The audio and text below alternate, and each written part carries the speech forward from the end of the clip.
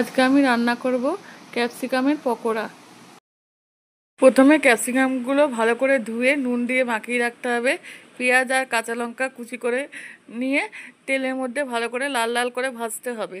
আলু সেদ্ধ করে নিয়ে রেখেছিলাম, সেই আলু সেদ্ধটা তেলের মধ্যে দিয়ে দিতে হবে। ভালো করে নাড়াচাড়া করে যাতে আলুর চোখা মতন হয়ে যায় তখন করতে হবে।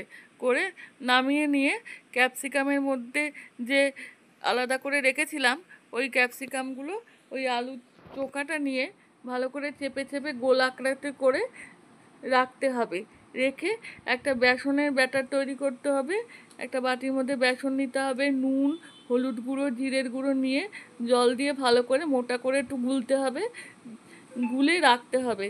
তারপরে ওই যে গোল যে চপের আকারে রেখেছিলাম সেটা বেসনের গোলার মধ্যে ডুবিয়ে সর্ষের তেলে ভালো করে লাল লাল করে ভেজে তুলে নিলেই ক্যাপসিকামের পকোড়া তৈরি।